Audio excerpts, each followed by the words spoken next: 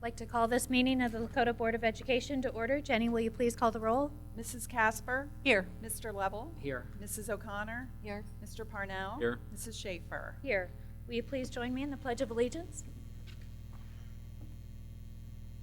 I pledge allegiance to the flag of the United States of America and to the republic for which it stands, one nation, under God, indivisible, with liberty and justice for all.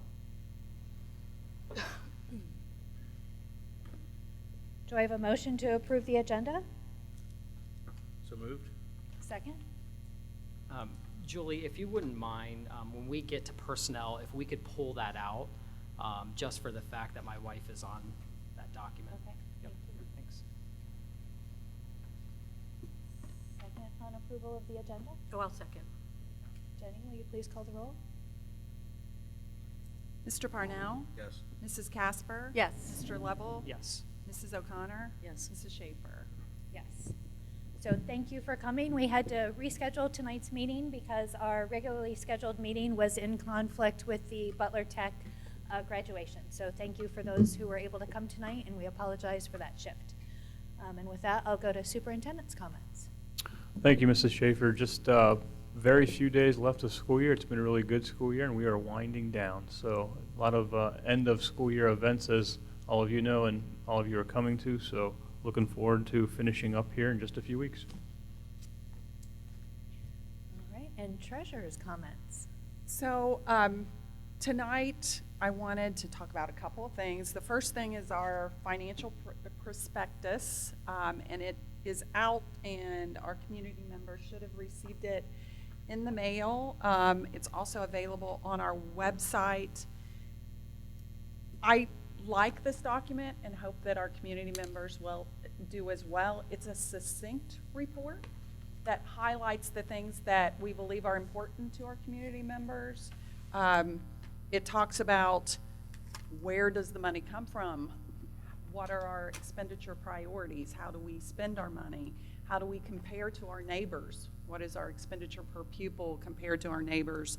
And as well as how affordable is it to live in our community? And that is comparison to our neighboring school districts as well. So we're excited that the document is out again, and wanted to have a shout out to Betsy Fuller and her team for thank you for putting this together, and Adam Zink, Assistant Treasurer, for all their work on completing the document.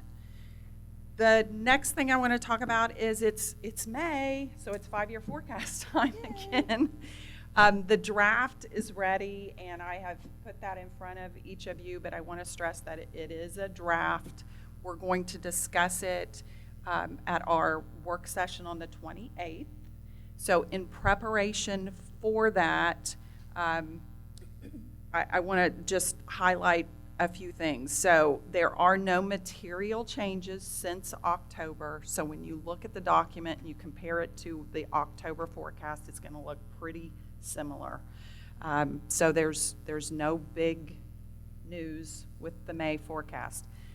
We still don't know what state funding is going to look like, but I've put the governor's proposal into the forecast. Bless you. During the October forecast, we discussed the projected spending deficit in year 5. So when we talked about that, we also discussed policies, and could we do some things with policy that would kind of give us some guidance on how we proceed and what our financial philosophies are. So as part of the agenda tonight, you're going to see 3 different policies. So that work has been completed with our finance committee, and I'm happy that that's on the agenda tonight. So you're going to see 3 different policies. One relating to our cash balance, another is a budget stabilization, a rainy day fund, and then the third is it relates to a spending deficit, and trying to remember the exact name of the policy. It is a structurally balanced budget policy. So those 3 are on the agenda for tonight.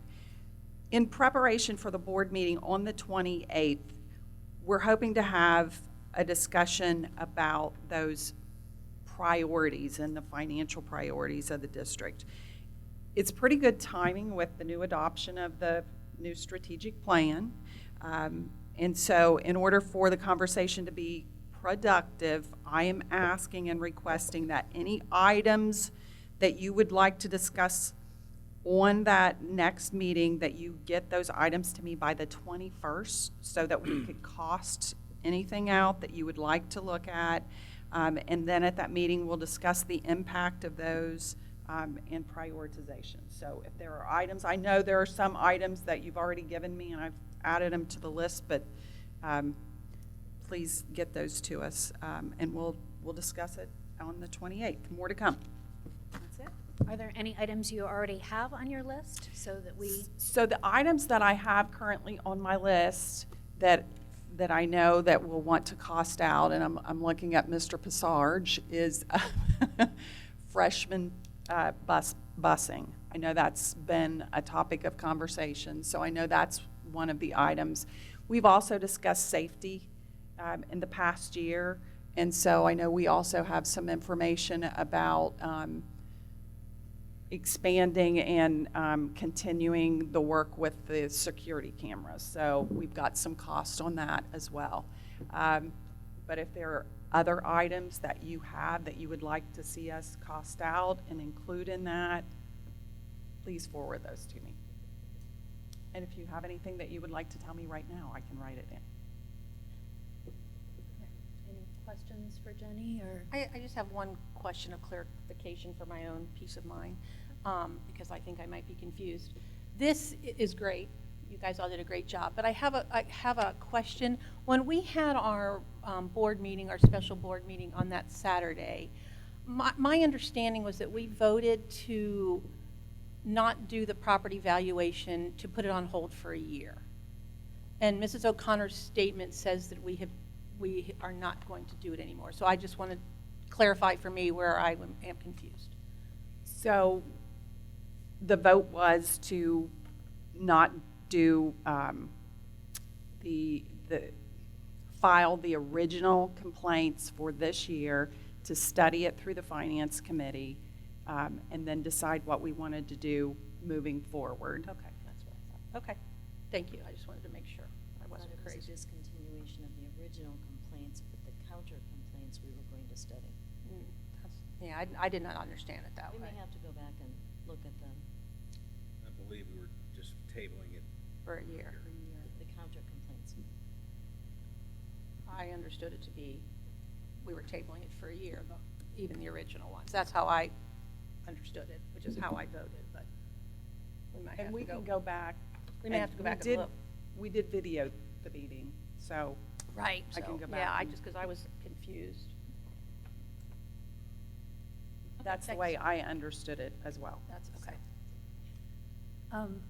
When we're pricing things out, I guess we may have our thoughts and ideas, but I guess I would also like any thoughts and ideas that the administration may have of items that you think are important and upcoming That's a good idea. objectives that, Yep. projects that we are unaware of that may be on the horizon that you'd like to see that aren't funded currently in the 5-year forecast.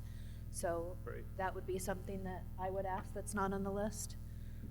And are we keeping this a separate conversation from this facilities conversation that we want to have? That was going to be my question as well. Kind of has to be one and the same, doesn't it, hand in hand? I think that you do need to have the conversation on the 28th, because depending on what those decisions are, it's going to impact the general fund. I think it's all one big conversation. So can we get the visit to the facility set up before the 28th? I would love to. I could make it happen. Get with Chris. Do we have a list of the facilities we needed to go to? We just had kind of a rough list that we had discussed, but we could formalize that with the board and talk about where I think that's, just talking to the administrative team and say, what are your priorities and where do you think we need to visually? And I don't think that'll even take that long to do those. Mhm. I'm looking at Chris in the back, but I think we can get that done pretty quick. Yeah. And I mentioned before, it'd be nice to be there when the kids are there, just so you get the full. Of how they're functioning with kids in the building. I agree with that. Well, I mean, I would say yes. I think we prioritize the visit, and then if it can happen with the kids, then I think we make that happen. I just know schedules can get a little crazy, so trying to make sure that we're all there. For me, and I've said this before, it's more of a priority that all of our eyes are seeing the same thing at the same time. And so for me, it's making sure that we're there during that time, because if we're having this conversation and we want to make sure that it's included within conversations, then let's try to get it done before the 28th. And even if it's not multiple, but if it's a couple different options for people, half day here, half day there type of a thing. And if on this side of the table, if administration has to go more than once with a group, that's not a big deal.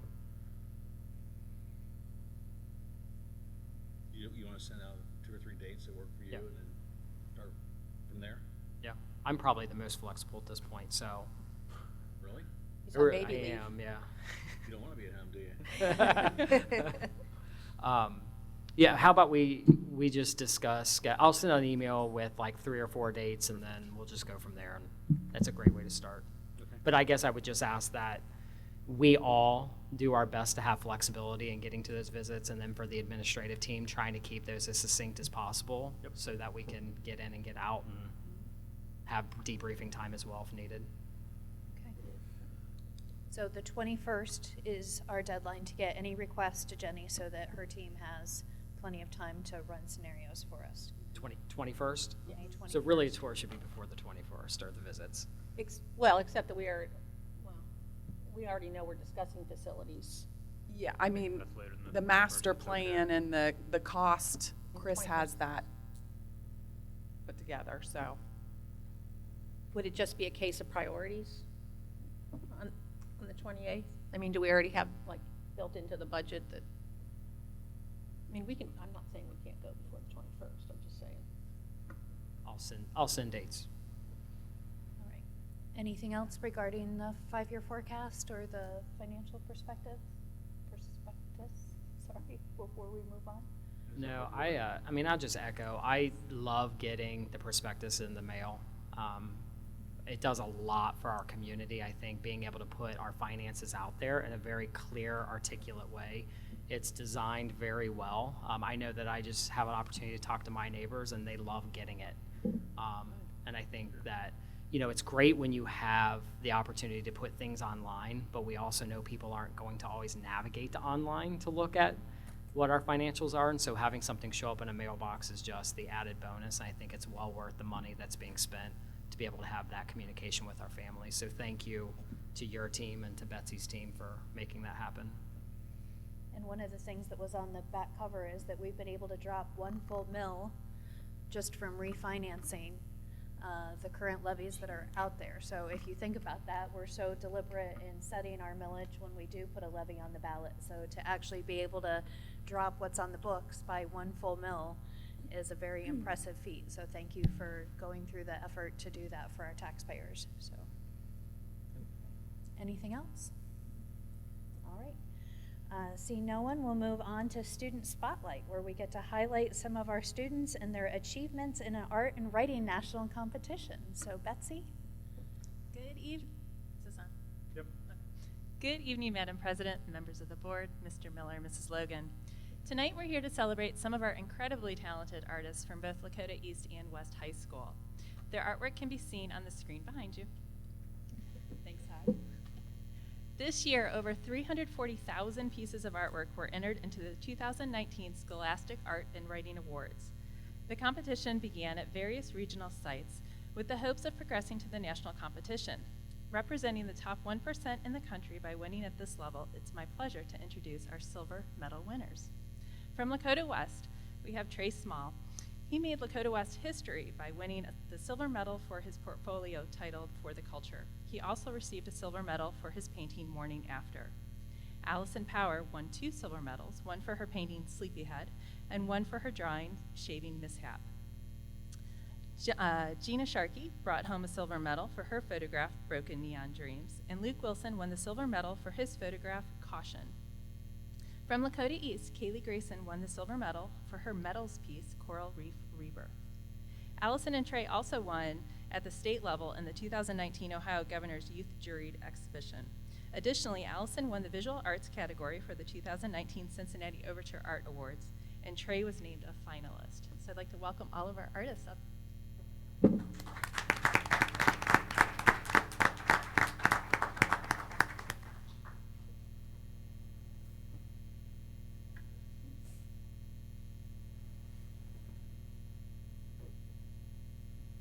Hello, everybody. All right,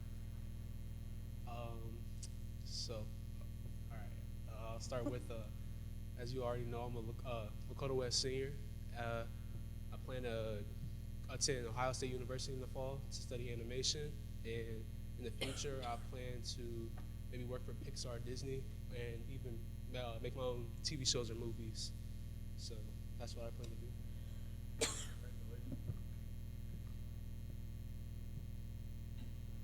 My name is Gina. I'm a senior at Lakota West. I'm going to NKU in the fall for psychology, and I would like to be a speech pathologist in the future. My name is Kaylee Grayson. I'm a senior at Lakota East, and I'm going to Miami University to major in early childhood education. Hi, I'm Allison Power. I'm a senior at Lakota West, and I'm going to Miami with a double major in studio art and general engineering. Hello, I'm Luke Wilson. I'm a junior from Lakota West. I don't have any. I'm pretty undecided at this moment, and I'm just excited to see what happens next year with photography and my other classes. We're going to want you all to come back up. So.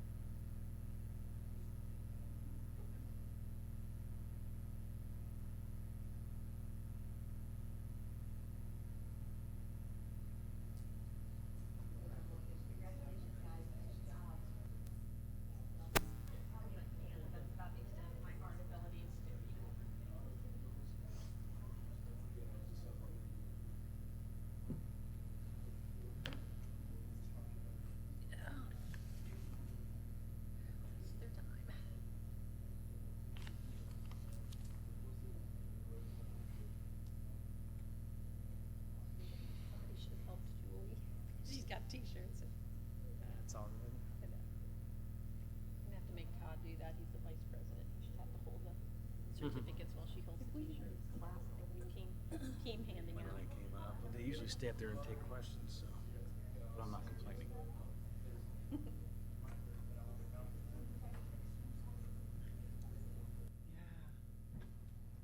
Awesome.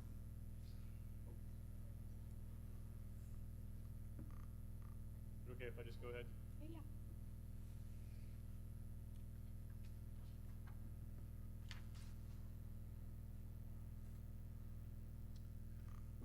I'm going to go ahead and do the staff spotlight now. For those of you that don't know her, this is Annie Clevenance. Annie is a Lakota West 11th grade American Lit teacher. She's also been working with the League of Innovative Schools and Digital Promise for a lot of the initiatives we have surrounding real-world learning and how to fit that into the classroom. So when we talk about being a part of the league and things that we're trying to do for our kids, the people in Lakota that are going to get that done, that help get that done, are not only just the curriculum department, but our teachers that are actually doing a lot of that work. So she has been involved with that with them this year, and how real-world learning and what that application looks like for both teachers and students. So not that long ago, probably end of February when we got the invite. March, yeah, end of March. We actually got an email from the League of Innovative Schools for an opportunity to have 4 teachers from the United States, innovative teachers, to go and speak at an international forum in Daegu, you can check my pronunciation, Daegu, South Korea. funded entirely by the South Korean government, to talk about innovation and what's going on in the United States. So Annie was one of 4 teachers and who went from the United States, and also one representative from Digital Promise who went as well. And Annie did a presentation. It looked like better than a TED Talk. It was massive, seriously, huge. And Annie presented about student voice, which is something we've been talking a lot about here at Lakota, and she talked about student voice in the classroom. So you can pick it up from there and fill in the blanks for me. Well, I'm happy to answer whatever questions you have, but just to say it was an honor of, I went to Lakota, so I wanted to become a teacher because of the teachers I had at Lakota, and to be chosen to go on this trip and be the teacher helping Lakota with Digital Promise and the League of Innovative Schools has been an honor. And then to go to South Korea, I never thought I'd get the call to travel anywhere internationally as a teacher. That's not what we're signing up for. And then to get the call about 3 weeks before I hopped on a plane, I called my fiance and he said, "You said yes, right?" And, I was like, "Yep." So yeah, and did it. And I learned more there. We're talking all the time. I think since I've been at Lakota about personalized learning. How do we make education specific for each student we teach?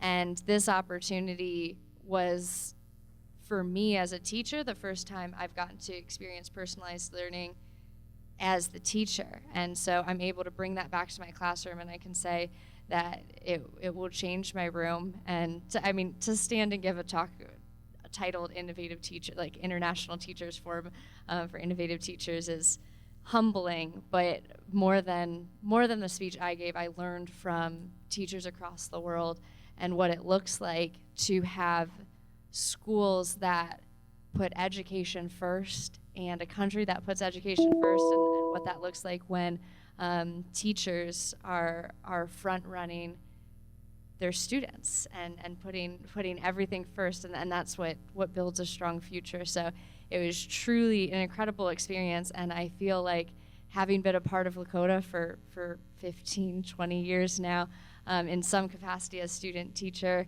community member, I see the changes that are happening in Lakota and how we're becoming more and more innovative and more student-centered.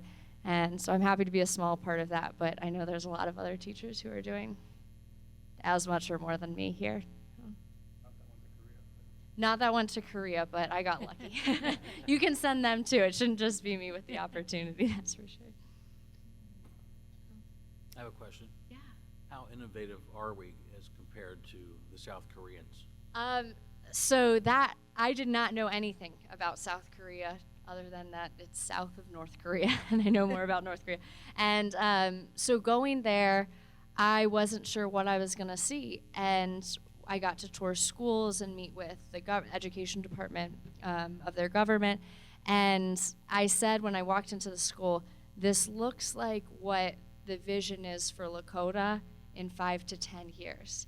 And they talked in all their speeches, they were talking about, they're the fastest nation to westernize and industrialize. So after World War II, quick history lesson, after World War II, they were a third world nation, became a democracy, and within the past 60 years, they've now become this leading technology force. And they were all talking about the fourth industrial revolution. We're currently in the fourth industrial revolution.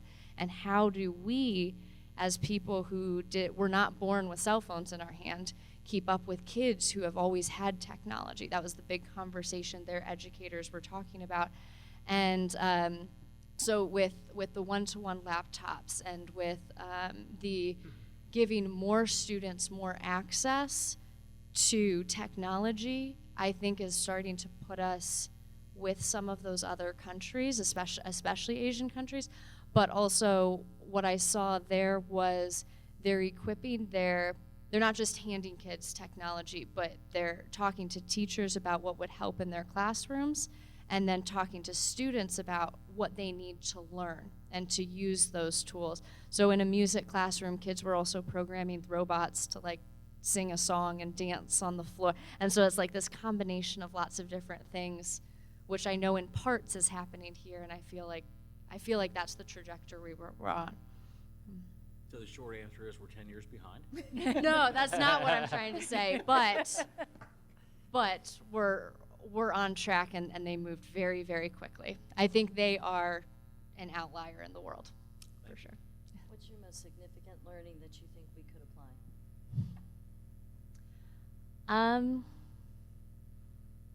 That's a big question. I think what was amazing, and their government system is very different, that every school is funded by the government. It's a much smaller country. There's no levies. There's no voting, all that stuff. But what I saw was no matter where the school was, whether it was a poor neighborhood or rich neighborhood, every classroom was equipped with the exact same equipment and the exact same resources. And a lot of those were chosen in forums and by teachers, and what do we need at each grade level for each kid. And so to see that no matter where they came from or how much money they were walking into school with, every child was getting the exact same opportunity was really incredible. And so thinking about how can we do that on a smaller scale is definitely harder when it's not the same government system. But the resources there that were useful and impactful in the classroom, nothing was wasted, ever. Felt they'd address the equity.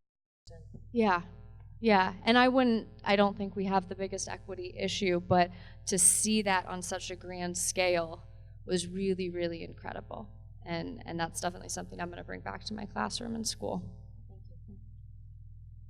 Annie, how long were you there? 6 days.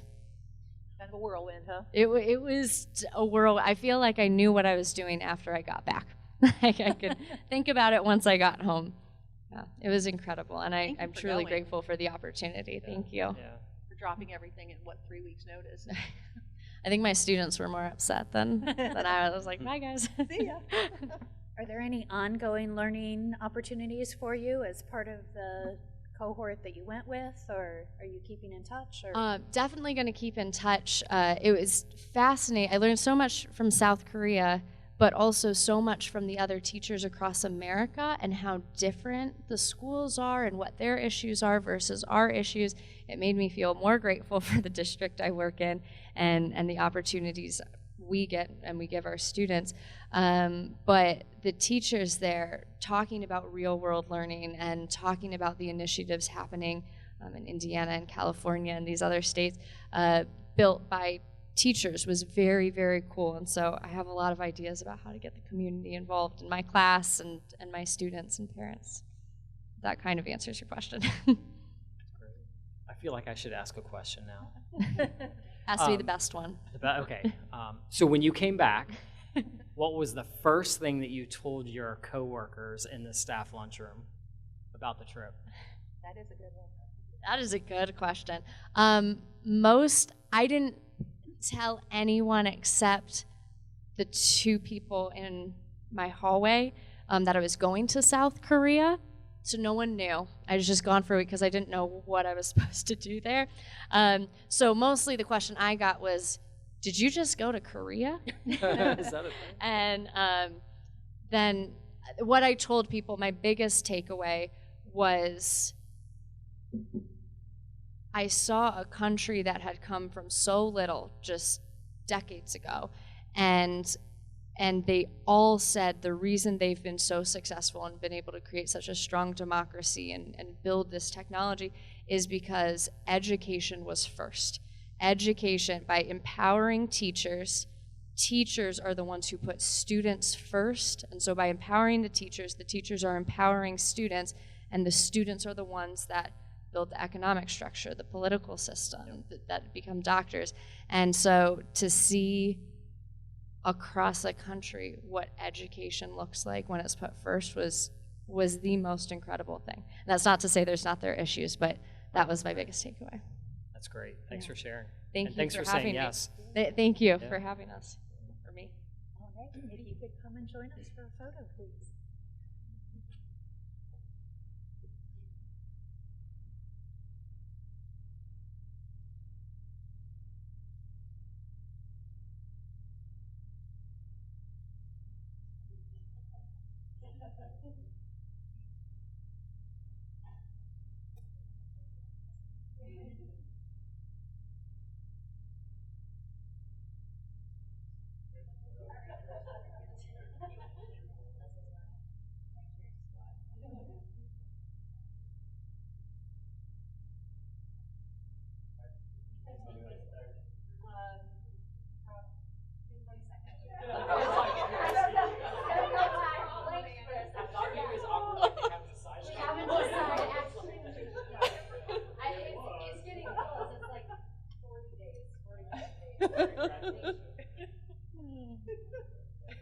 I thought she was testing him. See if he knew.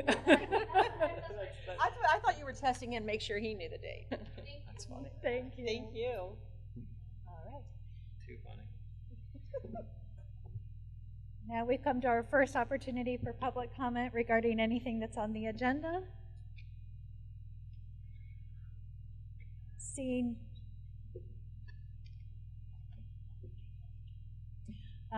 no one, we'll go to board reports, board policy committee.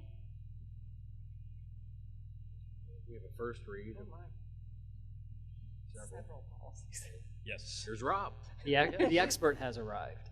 I don't know about expert. Before you tonight are 9 policies for first read. This comes from, we had a policy meeting with Neola back on April 5th, and we had a short turnaround on time with the board meeting being April 8th, so we had to delay it until this board meeting. So I apologize for that delay, but just real quick, the 9 policies before you, they're all revisions. None of these are new. None of these are big changes. It's a lot of language change.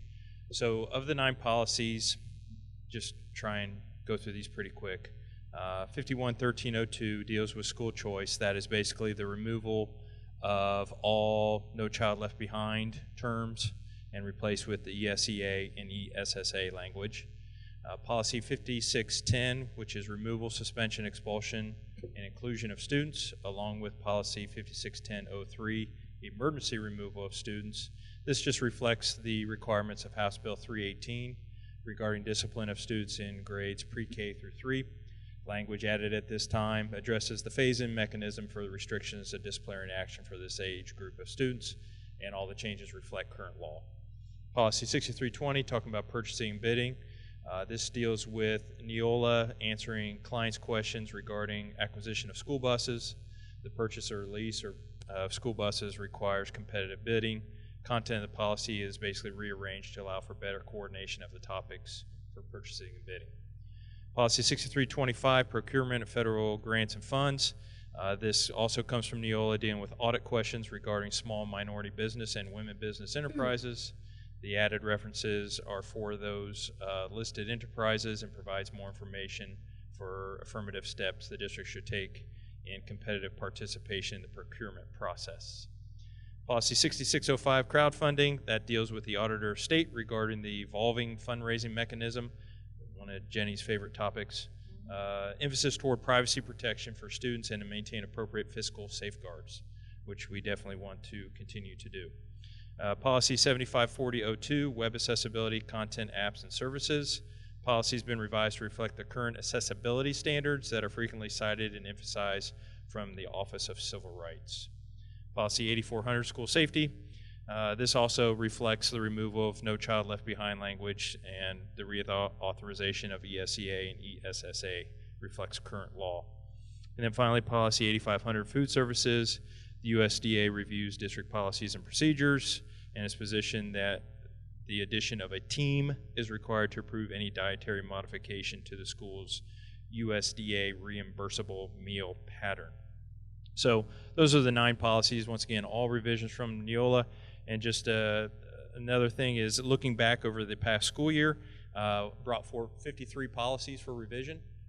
So we continue to always take a look at policy. Most of those policy revisions are from Neola, of course, but the fact that we're 53 in a school year says we stay busy on trying to stay current with our language and being compliant with federal and state laws. So any questions about these first reads? And I also wanted to mention that there are 3 new ones, 6217, yes, forgive me. 6218, that's okay. They're all the ones that I mentioned in my statements in the beginning, and 6219. 6217 is the budget stabilization policy, which is what we refer to as the rainy day fund. 6218 is the cash balance reserve, and then 6219 is the structurally balanced budget, the ones that I mentioned. So.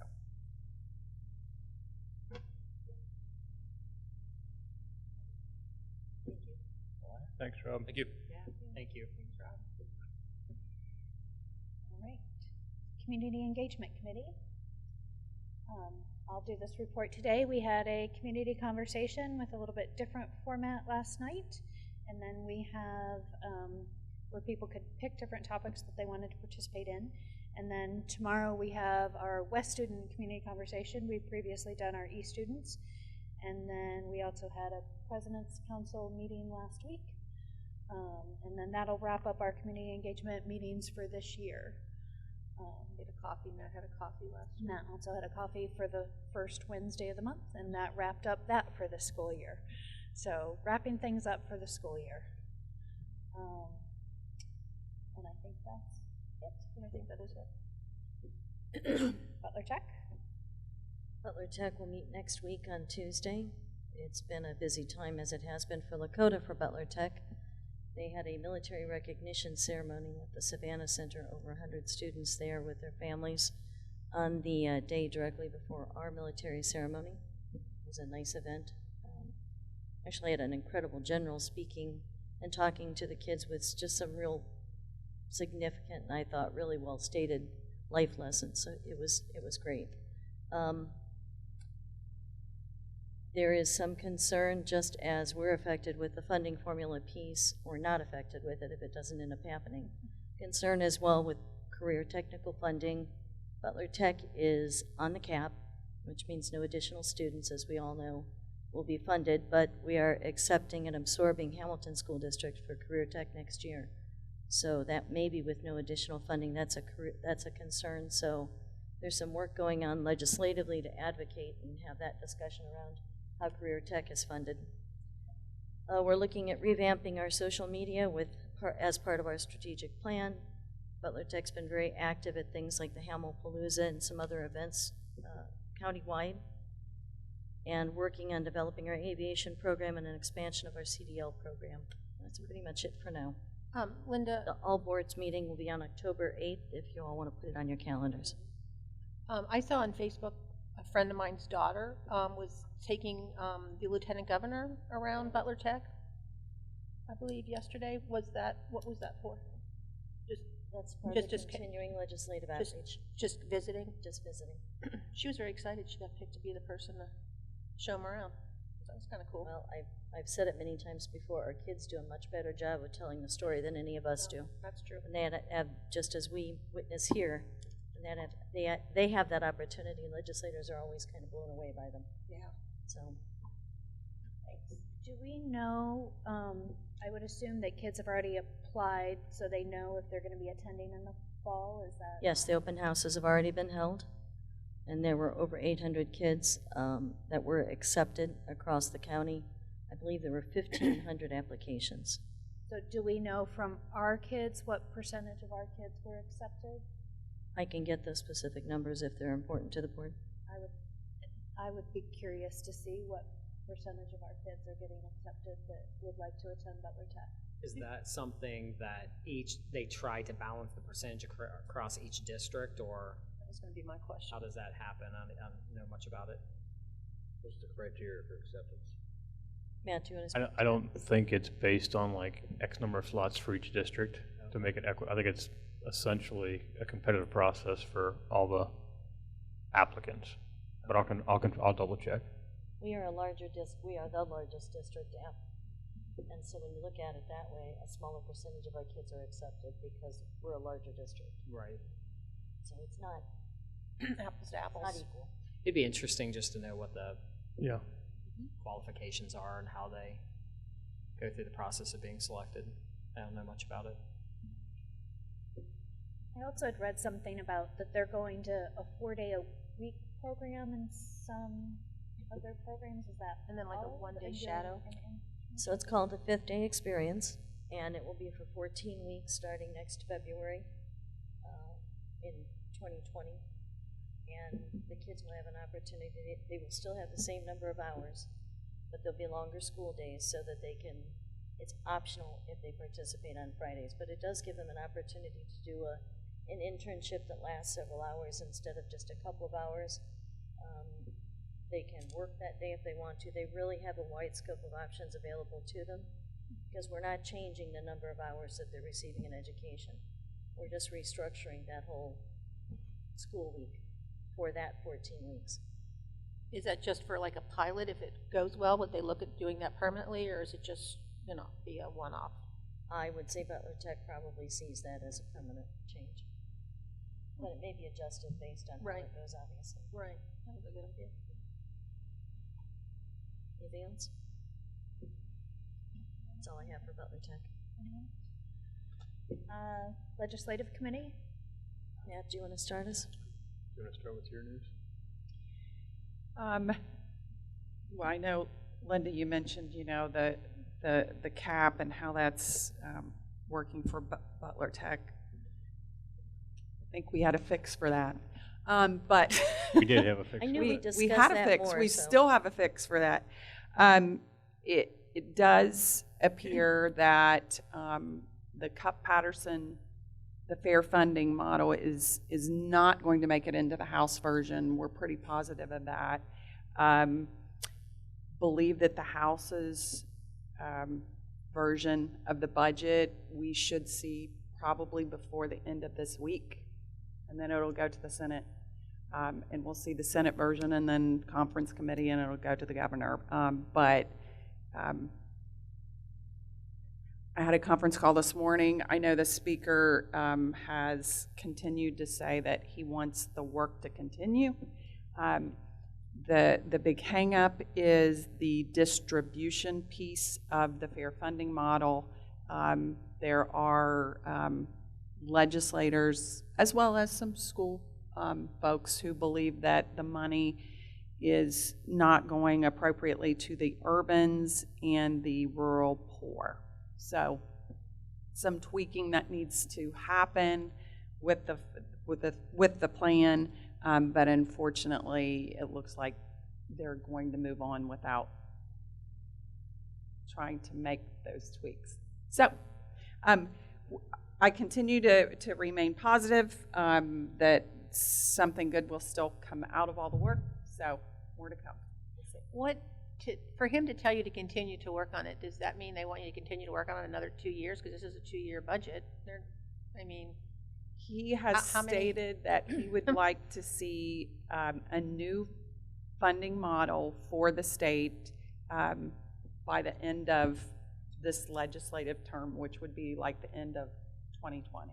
He's talking about it as a standalone bill within this assembly. Very possible. That's the next thing, is that if it doesn't get through with this budget, there's a possibility that it would be a standalone. So there's discussion of that going on too. So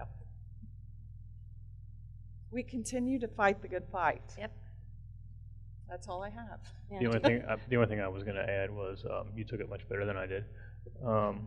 I just think I'm hopeful that there are pieces and chunks of this plan that can move forward down the road, and so I'm glad you're optimistic. Because you and your teams did a lot of work on it, and so it would have fixed the issues we're having across the state. So that's all I had in addition to that. The only thing that I had that was that in the budget, one of the changes that they made was just they increased the money that they are going to give each district for the wellness and the success portion. So they increased that a little bit in the budget from, I think the first year, $400 million, and it was 300, or 275 and was 250, and then 400 and was 300. But that's just a change. If I recall correctly, it averages out to just under $6 per student. I believe so, and of course we won't see those new numbers until the House version is complete. But yeah, the House did put more money in than what the governor proposed.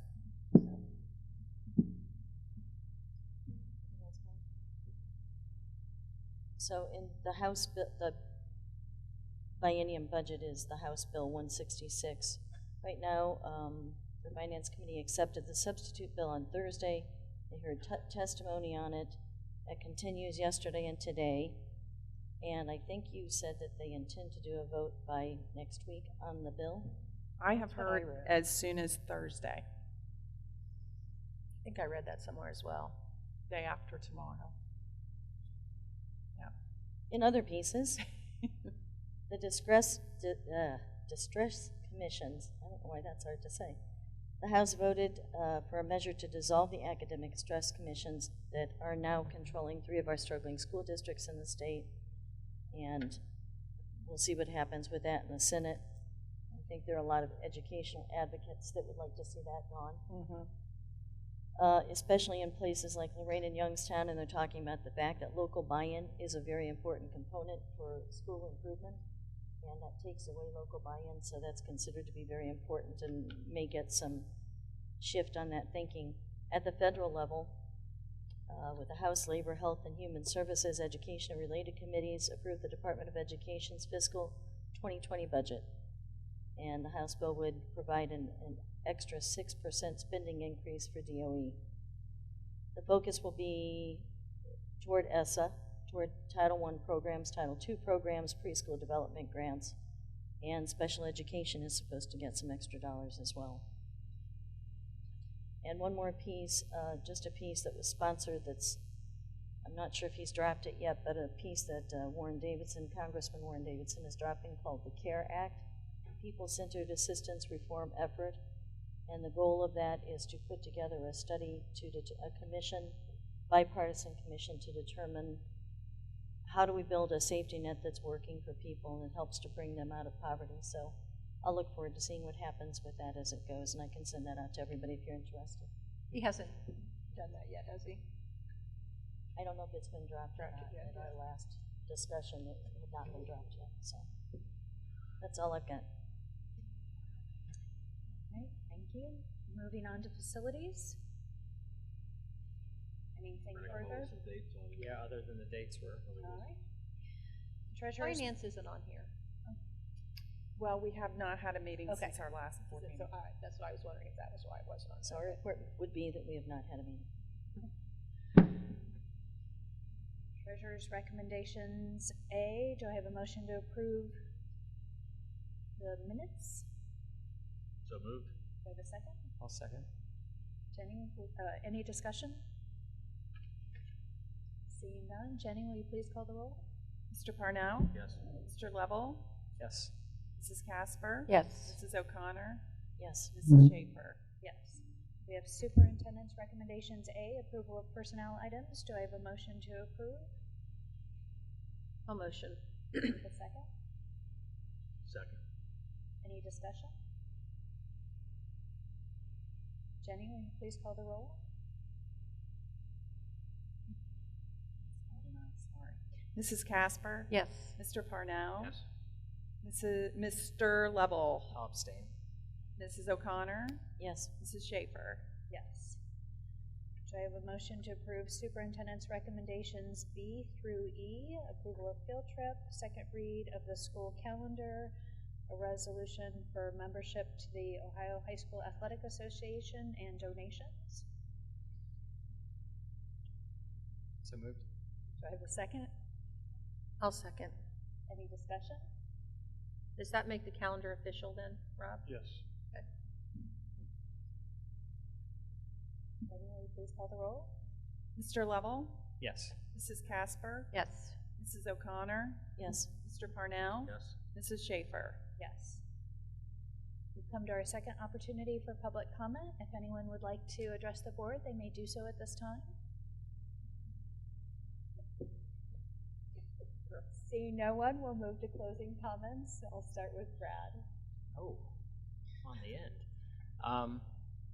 I can't remember. Was Barbassu? Where did that happen? Did it happen before the last board meeting or after? I was going to comment. After the last board meeting. Everything's been a blur, I think, the last couple of weeks, trying to remember when things were. But, you know, just a shout out to our parent volunteers. It's always a fun event to go to be able to celebrate the volunteerism within the school district. And I think that every one of us know, and our educators and everybody, you know, this place would not be what it is without the countless hours that all of our volunteers have given. And to the Barbasol winners, congratulations to them as well.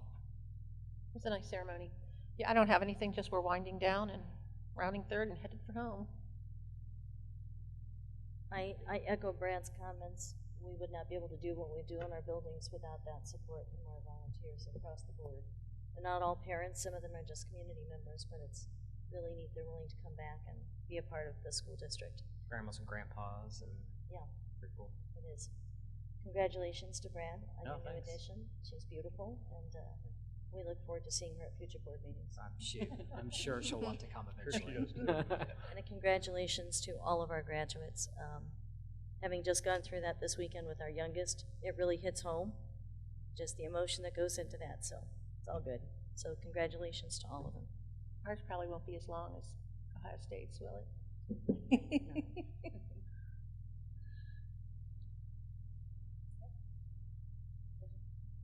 I have nothing to add. I just wanted to also mention, since the last board meeting, we also had the military signing ceremony. And just wanted to mention, I know since Matt came, that was something that was important for you to add to what we do. And just want to say thank you for doing that. As a daughter of a veteran, I mean, it's important to a lot of people. I mean, and I think we do a really nice job with that. So One of the best things we do. it really is. So Thanks. Just really quick, just to, once again, just echo the sentiment, I think, of the board, administration, and the school district about the loss of life we had at Liberty just a couple weeks ago. And obviously our thoughts and prayers are with the family and have been. And our school community, especially at Liberty, just did a really good job in terms of how to deal with that. And so did our faith community and the healthcare professionals that helped us out and get through that piece. So we're still in contact with the family and have been, and obviously have siblings here, so we still continue to work on that front. So I just wanted to mention that. Graduation was mentioned. We have graduation coming up May 23rd and May 24th, East and West respectively, 8 o'clock at Cintas Center, if anyone would like to join us. I have a graduate that will be there that day that I'll get to share the stage with, so it'll be especially meaningful for me. But I think back, it's Staff Appreciation Week this week, so I think back to all the years. My daughter who's graduating is a K-12 Lakota grad, and I think back to the end of kindergarten, and at that point she hadn't connected any dots with reading. And I still think back to that first conference with her first grade teacher, and that teacher telling me, as she was a level A reader and she was so frustrated at that point she wouldn't read with me. The summer before first grade, she asked me to get her a tutor. And she just, it wasn't coming together. And that teacher said, I promise you I will get her to where she needs to be and beyond. And she did. She went from a level A to M, which if anybody reads, that's huge progress in 1 year.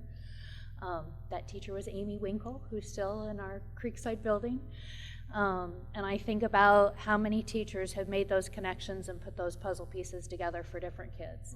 And I'm so grateful because I think of how that trajectory could have been so different if she hadn't found that teacher who put those puzzle pieces together for her. And how many other teachers have helped put the puzzle pieces together for other kids, and how many other great teachers she's had along the way. So for Staff Appreciation, I'm so thankful for all of the staff who's so dedicated to our kids and putting the puzzle together for so many kids every single day. So thank you for all you do. May, like I said, it's not March Madness in Lakota, it's May Madness. So thank you for getting through May Madness in the home stretch. And with that, I have a motion to adjourn. So moved. Second? I'll second. Jenny, will you please call the roll? Mrs. O'Connor? Yes. Mr. Lovell? Yes. Mrs. Casper? Yes. Mr. Parnell? Yes. Mrs. Schaefer? Yes.